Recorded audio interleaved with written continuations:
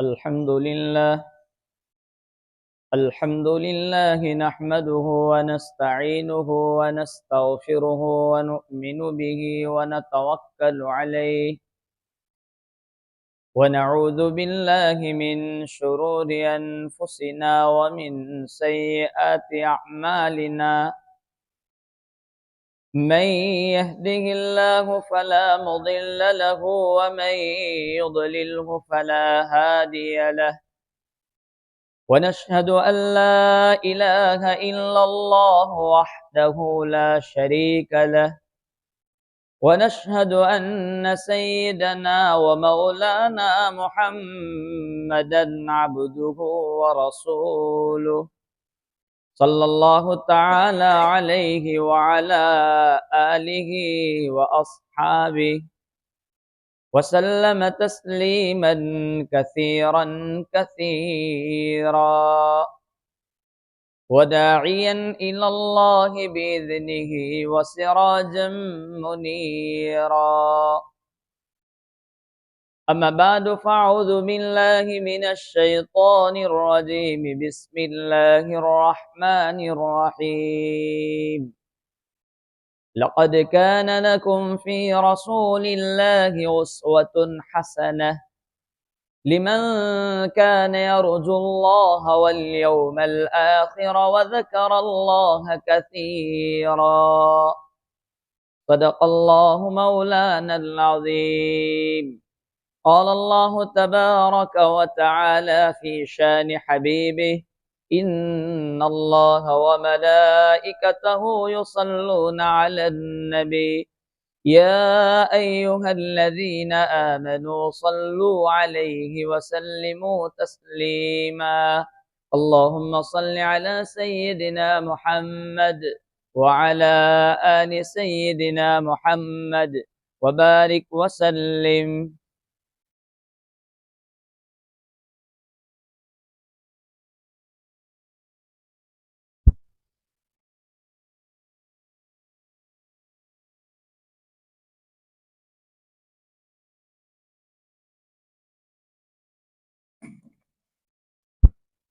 قابل عزت تکریم معزز بزرگان محترم اور عزیز ساتھیو، حضرت نبی کریم صلی اللہ تعالی علیہ وسلم کی سیرت طیبہ اور آپ کی پاکیزہ زندگی کے عنوان سے بات چل رہی ہے۔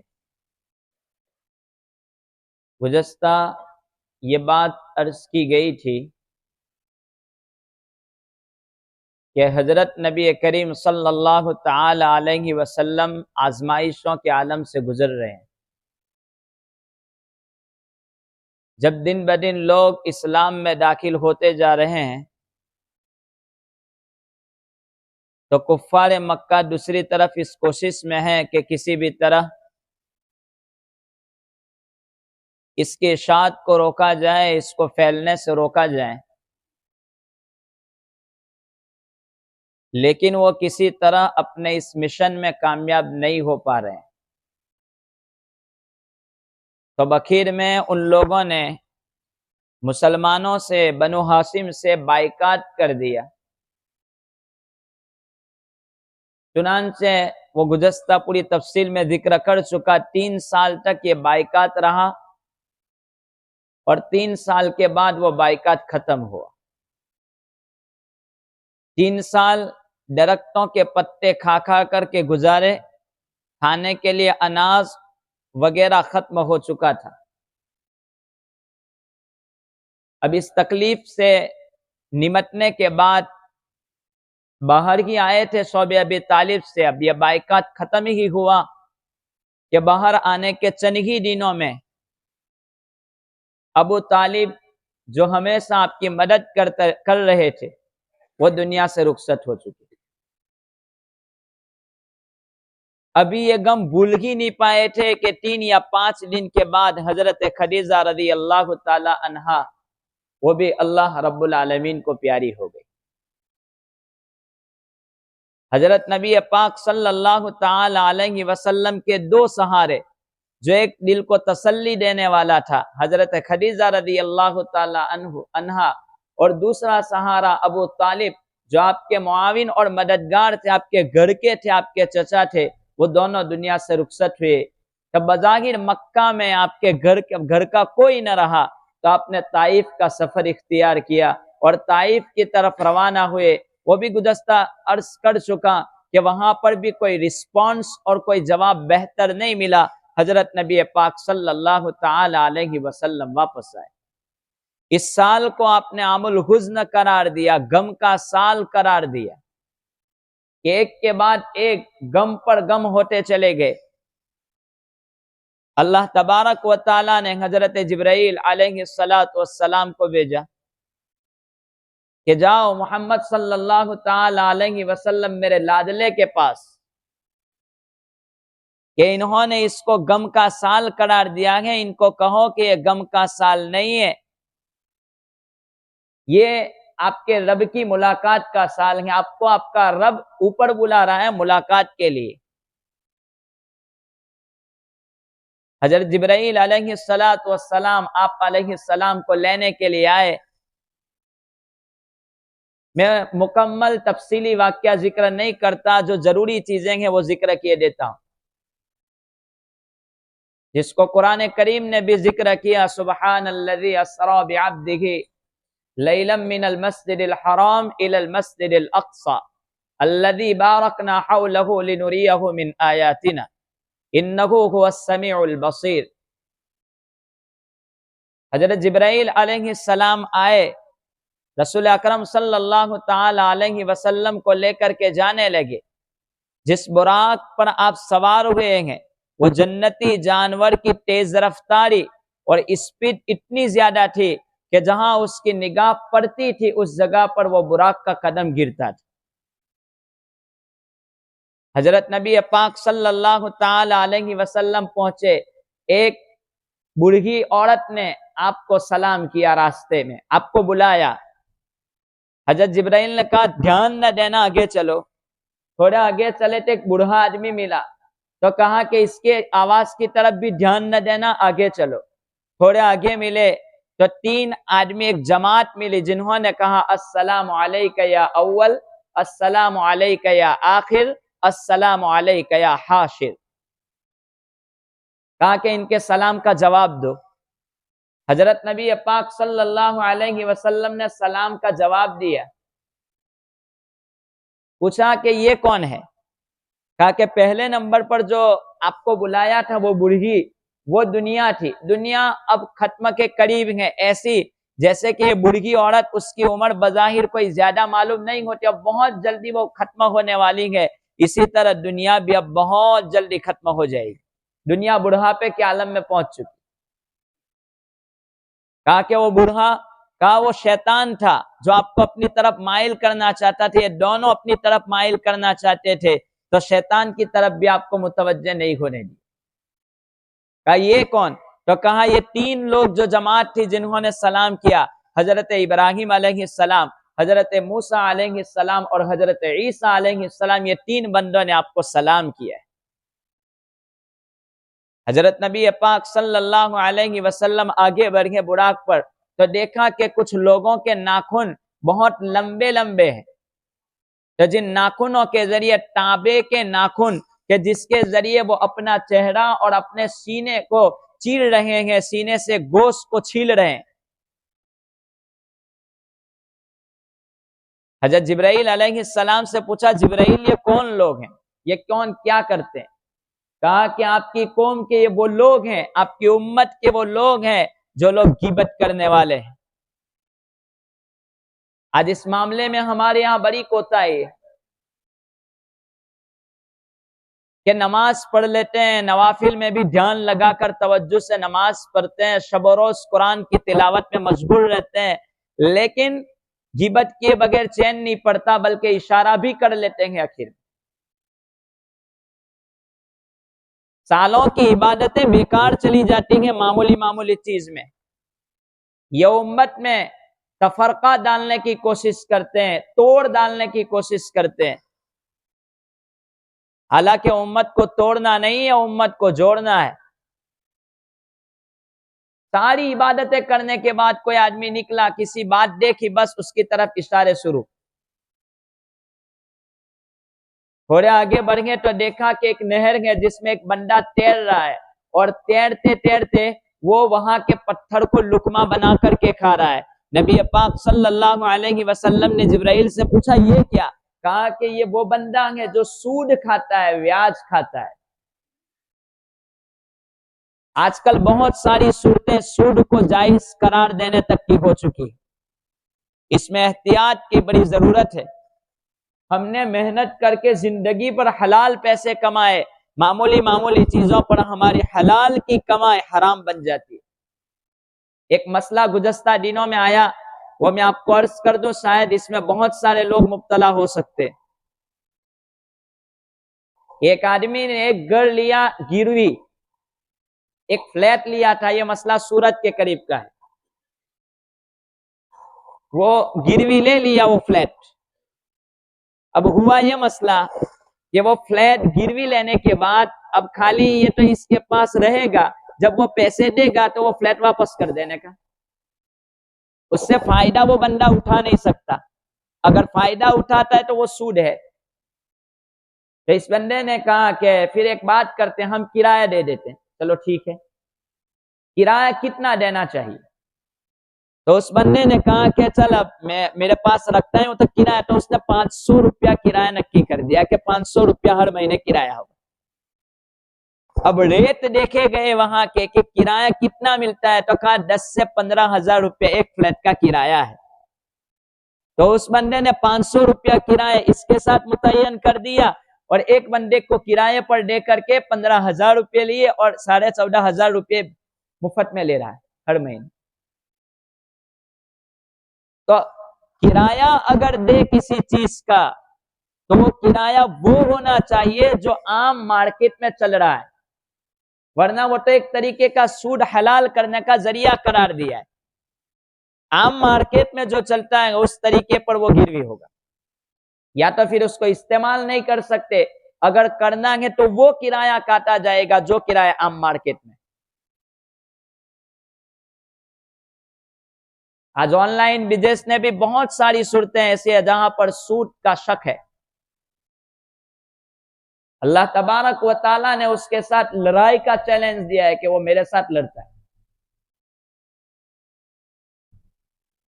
پھر آگے نکلے رسول اکرم صلی اللہ تعالی علیہ وسلم. دیکھا کہ کچھ لوگ تالاب میں تیر رہے ہیں اور ان کو پتھر سے کچلا جا رہا ہے، اور ان کا سر زخمی ہو جاتا ہے، سر کچل دیا جاتا ہے، اور پھر وہ سر خود بخود اچھا ہو جاتا ہے، پھر پتھر مارا جاتا ہے. یہ سلسلہ ان کے ساتھ جاری ہے. یہ ساری روایتیں علامہ ادریس کاندھلوی نے جمع کی ہیں سیرت المصطفیٰ میں. حضرت جبرائیل سے پوچھا یہ کون لوگ ہیں؟ کہا کہ وہ لوگ ہیں جو نماز میں کاہلی اور سستی کرتے ہیں. افسوس ہوتا ہے اس مسئلے کو لے کر کہ کسی مسلمان سے نماز کے سلسلے میں کہا جاتا ہے تو وہ کہتا ہے میں ناپاک ہوں. حالانکہ اسلام نے تو اس کو وہ مقام دیا ہے کہ اگر دنیا سے کوئی بندہ رخصت ہو رہا ہے، مر گیا، تو اس پر صلاۃ جنازہ اس وقت تک نہیں پڑھی جائے گی جب تک کہ اس کو غسل نہ دیا جائے. اگر بغیر غسل کے کفن پہنایا گیا تو اس پر نماز جنازہ جائز نہیں ہے، نہیں پڑھ سکتے. بغیر کسی عذر کے اس پر صلاۃ جنازہ نہیں پڑھ سکتے. تو اسلام نے تو اتنا خیال رکھا کہ مومن بندہ جب دنیا سے رخصت ہو تو اس کو غسل دو، اس کو کفن پہناؤ، پھر رخصت ہو. لیکن ایک مومن بندہ دنیا میں زندہ پھر رہا ہے اور وہ اس عالم میں پھرتا ہے کہ اس کی پاکی ناپاکی کا بھی اس کو خیال اور احساس نہیں ہے، اور وہ بلا تکلف کہہ دیتا ہے کہ میں اس قابل نہیں ہوں کہ اللہ کے گھر میں جا سکوں. آگے رسول اکرم صلی اللہ تعالی علیہ وسلم گزرے تو دیکھا کہ کچھ لوگوں کی شرمگاہوں پر چتھرے لپیٹے ہوئے ہیں. پوچھا جبرائیل سے کون ہے؟ کہا کہ وہ لوگ ہیں جو زکوٰۃ ادا نہیں کرتے. زکوٰۃ کو ادا کرنے میں ان کو بوجھ پڑتا ہے. پھر آگے گزرے تو دیکھا کہ 2 ہانڈیاں رکھی ہوئی ہے، ایک ہانڈی میں پکا ہوا گوشت ہے اور دوسری ہانڈی میں کچا گوشت ہے. تو یہ بندہ کچا گوشت کھا رہا ہے اور پکے گوشت کو نہیں کھا رہا. جبرائیل سے پوچھا ایسا کیوں؟ کہا کہ یہ آدمی حلال کو چھوڑ کر کے حرام میں جا رہا ہے، یعنی اپنی بیوی ہے اس کے باوجود دوسری ناجائز طریقے پر وہ اپنے خواہش پوری کرتا ہے، یا عورت ہے جو اپنا شوہر ہونے کے باوجود ناجائز طریقے پر وہ غیر مردوں کے ساتھ اپنے خواہشات پوری کر رہی ہے، یہ لوگ اس طریقے پر کھائیں گے زقوم اور وہ درخت کھائیں. خیر، رسول اللہ صلی اللہ تعالی علیہ وسلم کو اللہ تبارک و تعالیٰ نے ایک معراج کی شکل میں بہترین تحفہ دیا کہ اب آپ کو آپ کا رب ملاقات کے لیے بلا رہا ہے. قرآن کریم کی اس آیت کریمہ میں جہاں معراج کا ذکر ہے، عبد سبحان الذی اسری بعبد، عبد کا ذکر کیا، حالانکہ کتنی جگہوں پر محمد الرسول اللہ ہے، لیکن اس جگہ پر عبد لا کر کے قرآن کریم یہ کہتا ہے کہ حضور یہ تو بندے ہی ہیں، وہ کوئی معبود نہیں ہے، ان کو تو ان کا رب ہی معراج کے لیے لے گیا. حضور صلی اللہ علیہ وسلم اتنے بڑے مقام پر پہنچے تو کہیں آپ ان کو معبود نہ سمجھ لینا، وہ اللہ کے بندے ہی ہیں. حضرت نبی پاک صلی اللہ علیہ وسلم اللہ کے دربار میں پہنچے. اب وہاں پر ایک سدرۃ المنتہا پر پہنچے لے کر کے، تو جبرائیل علیہ السلام آگے آگے حضور چل رہے ہیں، جبرائیل پیچھے ہیں. حضور نے کہا چلو، آنا نہیں ہے؟ تو کہا کہ بس یہاں سے آگے میں نہیں چل سکتا.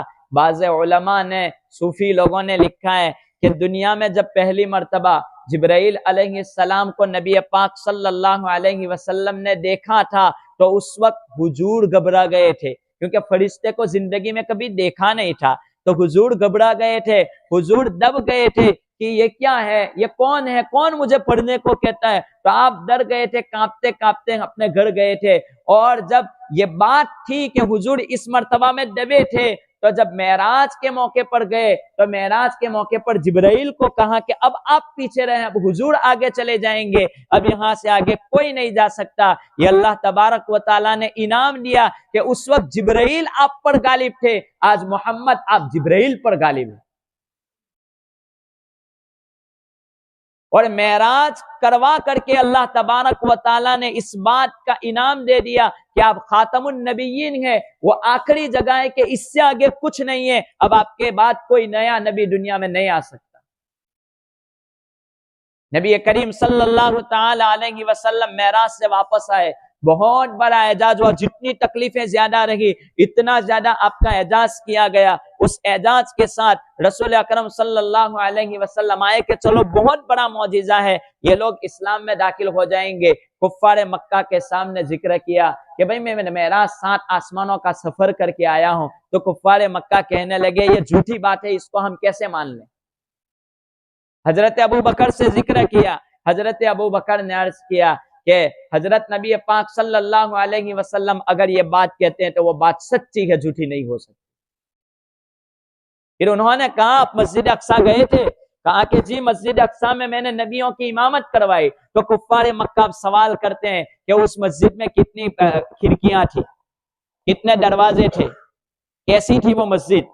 اب ظاہری بات ہے پہلی مرتبہ میں کوئی کسی مسجد میں چلا جائے تو اس کو کیا معلوم کہ کھڑکیاں کتنی ہیں، پنکھے کتنے، کون گن کر کے بتلا سکتا ہے. اللہ تبارک و تعالیٰ نے بطور معجزہ ساری مسجد اقصی آپ کے سامنے کر دی. آپ گنتے گئے، بتلاتے گئے کہ اس میں اتنی کھڑکیاں ہیں، ایسی مسجد ہے، اس طریقے سے اس کو بنایا گیا. وہ سارے لوگ کہنے لگے جادو ہے. حضرت نبی پاک صلی اللہ تعالی علیہ وسلم پھر بھی وہ لوگ اسلام نہیں لائے. اب مدینہ میں اسلام آ رہا ہے. کیسے مدینہ میں اسلام آیا؟ ان لوگوں نے کوششیں کی کہ اب کسی بھی طرح اسلام نہیں بڑھنا چاہیے، لوگوں کو روکنا چاہیے. لیکن لوگ حج کے لیے آ رہے تھے مکہ. تو ایسے وقت میں مدینۃ المنورہ میں اوس خزرج یہ 2 مشرکوں کے قبیلے رہتے تھے. اوس ایک کا نام تھا، ایک کا نام خزرج تھا. اور کچھ یہودی بھی مدینہ میں رہتے تھے.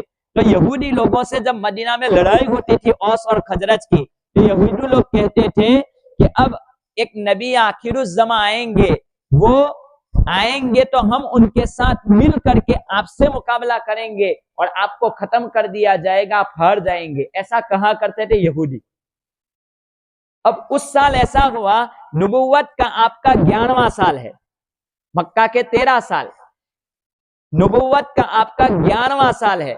اس 11ویں سال میں لوگ مدینہ سے آئے مکہ حج کرنے کے لیے، کفار وہاں کے، خزرج نامی قبیلہ حج کے لیے آیا، اس میں 6 آدمی تھے خزرج کے، 6 آدمی آئے تو کفار مکہ اس بات کی کوشش میں تھے کہ لوگ اسلام میں نہ آئے، تو حضور وہ جب خیمے لگا کر کے، تمبو لگا کر کے اس میں بیٹھتے تھے، تو حضور وہاں پہنچے اور حضرت نبی پاک صلی اللہ علیہ وسلم نے ان کے سامنے اسلام پیش کیا۔ تو وہ خزرج قبیلے جو مشرک کا تھا، انہوں نے کہا کہ یہ وہ لوگ ہیں جو یہود مدینہ میں کہتے ہیں کہ ایک نبی آئیں گے، ان کے ساتھ مل کر کے ہم آپ سے مقابلہ کریں گے، تو چلو یہ تو وہی نبی نظر آتے ہیں، ہم ان سے پہل نہ کر لیں، آگے نہ بڑھ جائیں، ان کو چھوڑ دو، چلو نبی کے پاس ہم ہی کلمہ پڑھ لیتے ہیں۔ تو 6 آدمی مدینہ کے پہلی مرتبہ میں سن نبوی 11 میں اسلام میں داخل ہوئے، سن نبوی 11 میں وہ لوگ چلے گئے حج کر کے۔ ان لوگوں نے کہا بھی کہ ہم یہود کو دعوت دے سکتے ہیں، کہا کہ جی آپ ان کو اسلام کی دعوت دے سکتے ہیں، وہ چلے گئے۔ دوسرا سال حج کا موقع آیا، 12 آدمی آئے، یہ 6 میں سے 5 اور دوسرے 7، وہ کل 12 آدمی آئے، ایک آدمی نہیں آیا تھا 6 میں سے، تو یہ 12 آدمی پھر دوسرے سال آئے سن نبوی 12 میں، اور آ کر کے رسول اکرم صلی اللہ علیہ وسلم سے ملاقات ہوئی، ملاقات کی تو اسلام کی باتیں ہوئی، ان لوگوں نے بھی اسلام قبول کر لیا، تو 12 آدمی ہوئے مدینہ میں۔ اب تیسرا سال آیا، تو اب یہ سن نبوی 12 ہوا تو مدینہ کے ہر گھر میں حضور کے چرچا ہونے لگے کہ ایک نبی آئے ہیں وہ مدینہ کی طرف آئیں گے، ایک نبی آئے ہیں وہ مدینہ آئیں گے، ایک نبی آئیں گے مدینہ آئیں گے، یہ چرچے ہونے لگے۔ اب تیسرے سال میں پھر ایک قافلہ آیا، وہ قافلہ اس میں صرف 75 مسلمان تھے، 400 لوگوں کا قافلہ تھا، 73 مرد اور 2 عورتیں مسلمانوں کی، باقی 400 آدمیوں کا قافلہ مدینہ سے مکہ حج کے لیے آیا تیسرے سال۔ کفار مکہ، کفار جو تھے وہ حج کو تو مانتے تھے، حج کے لیے آئے، حضور وہاں پر پہنچے، حضور صلی اللہ علیہ وسلم نے کہا کہ بھائی میں ایک اللہ کا نبی ہوں، تو یہ 400 آدمیوں کا قافلہ پھر تیسرے سال میں سن نبوی 13 میں اسلام میں داخل ہوا ہے۔ اب مدینہ میں پورا پلیٹ فارم تیار ہو گیا، اب نبی پاک صلی اللہ تعالی علیہ وسلم کو خواب آنے لگے ہجرت کے، کہ ہجرت کرنا ہے آپ کو، تو 3 جگہ بتلائی گئی تھی، تو زیادہ تر آپ کا رجحان یہ رہا کہ مجھے مدینہ کی طرف ہجرت کرنا ہے، تو 3 سال لگاتار وہ لوگ آئے اور مدینہ میں جھگڑا چل رہا تھا، مدینہ میں جھگڑا 50 سال سے، حضرت کی آمد سے 50 سال پہلے سے وہ جھگڑا چل رہا تھا، جھگڑا تھا کہ ایک آدمی کو لیڈر بناتے، وہ آدمی پھر لڑائی ہوتی تو اس کو بدل ڈالتے، پھر دوسرا لیڈر بنتا، لڑائی ہوتی تیسرا بنتا، تو یہ جھگڑا تھا 50 سال میں، ان لوگوں کی لڑائی میں کچھ صلح ہی نہیں ہو پاتی تھی، تو ان لوگوں نے یہ مشورہ کیا کہ اب کوئی آدمی ایسا آنا چاہیے جو ہمارا لیڈر بنے، اور لیڈر بن کر کے پورا مدینہ کا رہبر بن کے وہ مدینہ بناوے کہ جس مدینہ میں ہم امن و سکون کے ساتھ رہ سکے۔ یہ پہلے سے نظام اللہ کی طرف سے بن رہا ہے، اب اس طلب میں تھے کہ سن نبوی 13 بھی ختم ہو چکا، اب ہجرت کے خواب آنے لگے۔ حضرت نبی پاک صلی اللہ علیہ وسلم نے صحابہ سے کہا کہ اب آپ مدینہ کی طرف، کھجوروں کے اگنے کی جگہ، اس وقت مدینہ کا نام تھا یثرب، قرآن کریم میں بھی اس کا ذکر ہے، یا اہل یثرب لا مقام لکم فرجعوا، کہ آپ یثرب کی طرف جاؤ اور وہاں ہجرت کرو۔ چنانچہ صحابہ کا قافلہ اب دھیرے دھیرے مدینہ کی طرف ہجرت کر رہا ہے۔ اب حضرت نبی پاک صلی اللہ علیہ وسلم اللہ کے حکم کے انتظار میں ہیں، وہ باقی باتیں انشاءاللہ آئندہ۔ اللہ تبارک و تعالی ہم تمام کو اسلام پر عمل پیرا ہونے کی توفیق عطا فرمائے۔ خلاصہ کلام یہ کہ اسلام کو پھیلانے سے روکنے کی کوشش پہلے سے چلی آ رہی ہے اور قیامت تک چلے گی، کہ اسلام کو دبا دیا جائے، لیکن وہ دبے گا نہیں، اسی سے اسلام کی حقانیت چلتی رہے گی۔ کھلا یہ ہے کہ ہمیں اپنے آپ کے ایمان کے بارے میں فکر کرنے کی ضرورت ہے. اسلام تو قیامت تک رہے گا، جب نہیں رہے گا تو قیامت آ جائے گی. سوال یہ ہے کہ ہم لوگ اپنے ایمان کے بارے میں فکر کریں، سوچیں، ارتداد سے بچنے کی فکر کریں کہ کہیں کوئی چیز ایسی نہ ہو جائے کہ جس سے میرا اسلام چلا جائے، میں مرتد ہو جاؤں. دعائیں کرتے رہیں، نمازوں کی پابندی کرتے رہیں، حضرت نبی پاک صلی اللہ علیہ وسلم کی سیرت، آپ کی سنتوں پر عمل کرتے رہیں. ایک آدمی نبی پاک ایک آدمی شیخ یونس زونپوری رحمت اللہ علیہ کے پاس آیا اور آ کر کے کہنے لگا کہ حضرت میرا نماز میں دل نہیں لگتا ہے، قرآن پڑھنے میں دل نہیں لگتا ہے، عبادت میں دل نہیں لگتا ہے، میں کیا کروں؟ تو کہا کہ جا حضرت نبی پاک صلی اللہ علیہ وسلم کی سنت پر عمل کر، ہر سنت نہ چاہے تو بھی عمل کر، جا تو عمل کر. تو اس بندے نے کہا تجھے پانی نہیں پینا ہے، لوگ پانی پی رہے ہیں، تو جان بوجھ کر کے پانی پی اور بیٹھ کر کے پانی کی اور لوگوں کو بتلا یہ میرے نبی کا طریقہ ہے. اگر کہیں تو لوگ کھا رہے ہیں تو وہاں کھانے میں بیٹھ جا اور کہہ کہ یہ میرے نبی کا طریقہ. زبردستی سنتوں پر عمل کر، جا تو چلا جا. وہ آدمی تو چلا گیا. چند دنوں کے بعد پھر شیخ یونس کے پاس آیا، کہا کہ حضرت یہ کیا بتلایا؟ اب تو میرا نماز میں بہت دل لگتا ہے، قرآن پڑھنے میں بہت دل لگتا ہے، آپ نے یہ کیا مسئلہ بتلایا؟ کہا کہ جب نبی پاک صلی اللہ علیہ وسلم جس دین کو لے کر کے آئے ہیں، جب ان کی ذات سے تیری محبت نہیں ہوگی تو کیسے قرآن سے محبت کر سکتا ہے، کیسے نماز تو پڑھ سکتا ہے؟ بس سنتوں پر عمل کرو، نہ چاہے تو بھی سنتوں پر عمل کرتے رہو. اللہ تبارک و تعالی ہمیں منزل مقصود تک پہنچا دیں گے. آمین. وآخر دعوانا الحمدللہ رب العالمین.